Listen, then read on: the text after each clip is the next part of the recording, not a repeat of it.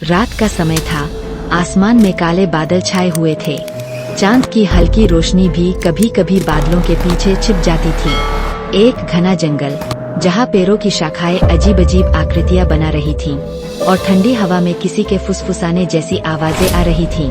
इसी जंगल से होकर गुजर रहा था एक अकेला यात्री, अजय। अजय एक एडवेंचर लवर था।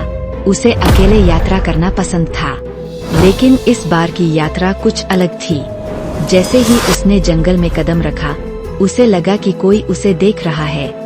उसने इधर उधर नजर दौड़ाई, लेकिन चारों तरफ केवल काले पेड़ों की परछाइयां थीं।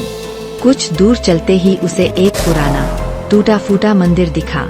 मंदिर के पास एक जलता हुआ दिया था, जबकि वहाँ कोई मौजूद नहीं था। अजय ने सोचा कि शायद यह किसी साधु का ठिकाना हो, लेकिन जैसे ही उसने मंदिर के अंदर झांका, उसे एक बेहद डरावनी आवाज सुनाई दी। तू यहाँ क्यों आया है? अजय पीछे मुड़कर भागने ही वाला था कि अचानक मंदिर के अंदर से एक सफेद साड़ी में लिपटी औरत निकली। उसका चेहरा झुका हुआ था और लंबे उलझे हुए बाल उसके चेहरे को ढके हुए थे। अजय के रोंगटे खड़े हो गए। उसने पीछे हटने की कोशिश की, लेकिन उसके पैर जैसे जमीन में गिर गए थे। वह औरत धीरे धीरे उसकी ओर बढ़ने लगी।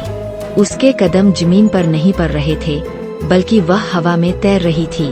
अजय ने पूरी ताकत लगाकर खुद को छुड़ाया और जंगल के अंदर दौड़ पड़ा।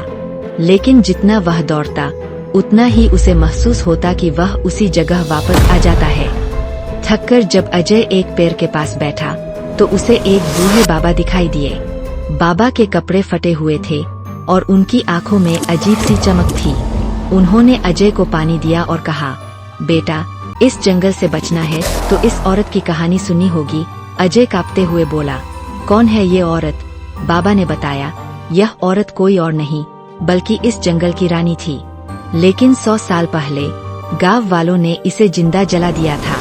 अब यह हर उस इंसान की आत्मा को अपने साथ ले जाती है जो इसकी सीमा में आता है। अजय की आंखों में डर था। वह बाबा से पूछने ही वाला था कि इस आत्मा से बचने का कोई तरीका है या नहीं। तभी बाबा की हंसी अचानक बदल गई। उनकी आवाज भारी हो गई और उनका चेहरा डरावना दिखने लगा। अजय ने गौर किया कि बाबा की आंखें सफेद हो चुकी थीं।